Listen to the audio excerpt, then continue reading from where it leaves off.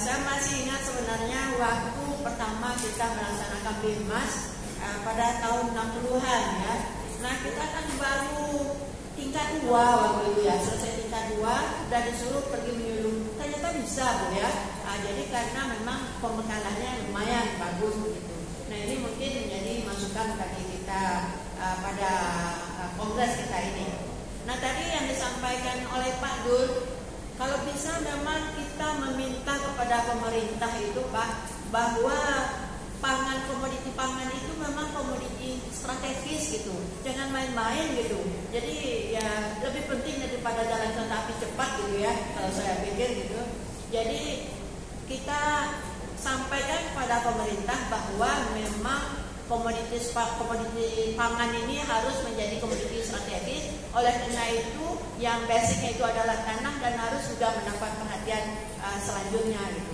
Jadi mungkin di hasil kongres kita berbunyi itu yang kita sampaikan nanti kepada pemerintah. Itu yang terpikir oleh saya beberapa hal.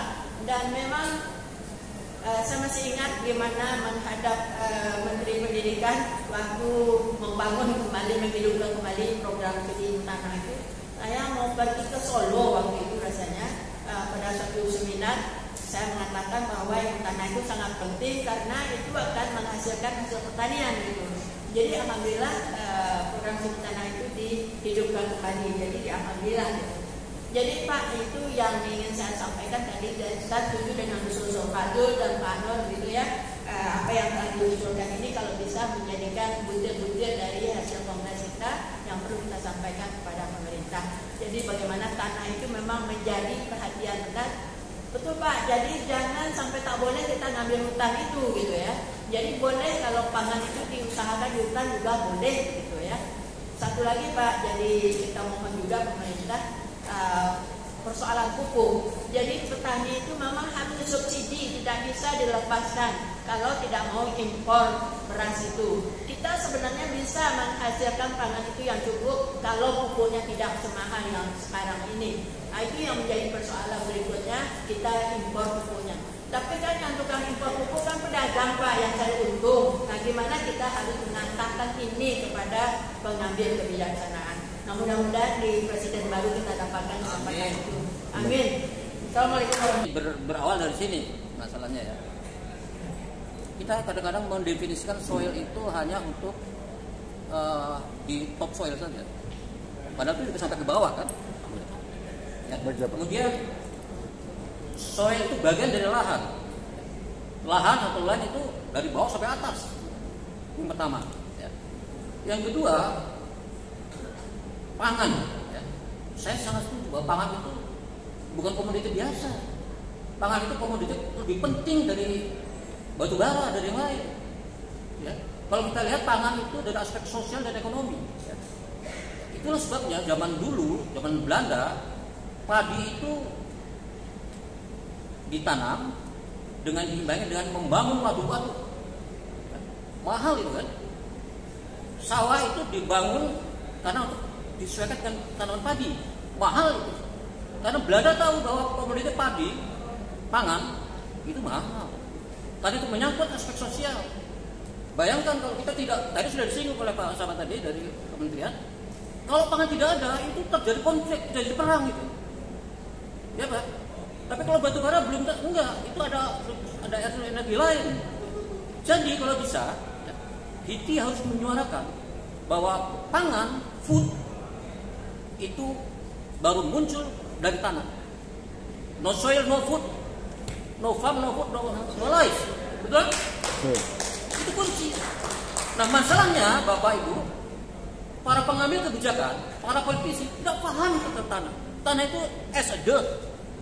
Ya. Ya. Tanah itu kotor gitu, ya. Betul kan? Tidak ada artinya tanah itu. Tapi dari aspek ekonomi, sosial, tanah itu penting. Kita aja udah berasal dari tanah. Itu kan Bu? Pak? Ya. Jadi saran saya adalah HITI dalam poin yang bisa dirumuskan nanti harus mendulukan bahwa poin yang penting tadi pangan itu komoditi sangat strategis. Jelas definisi hukumnya. Setelah itu turun pemberian hak terhadap penggunaan tanah.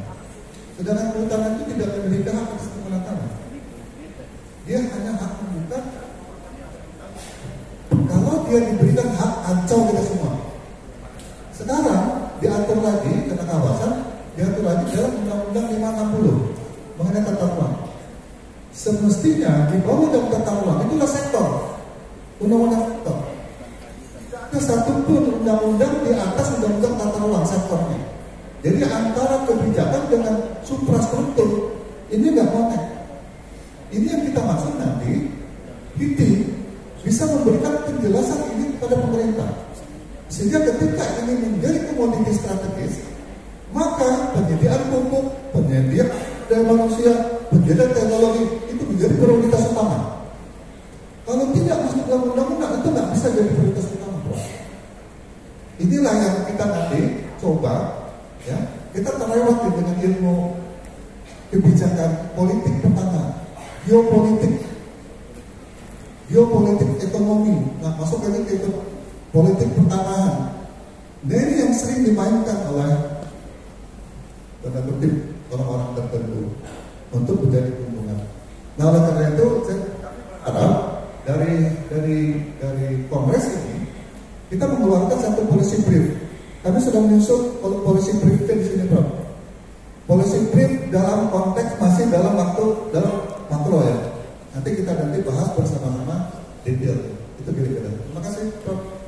Perlu mendidik generasi yang akan datang paham tentang apa itu tanah, apa itu fungsi dari tanah, dan kemudian mereka akan membuat kebijakan yang kemudian tidak mengesampingkan tanah, tidak mengesampingkan pertanian.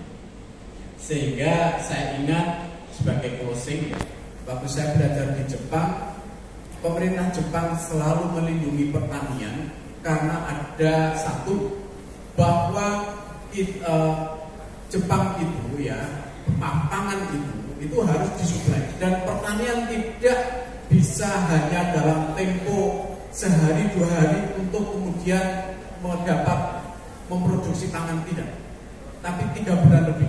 Dan itu pun tadi yang sudah disampaikan Prof.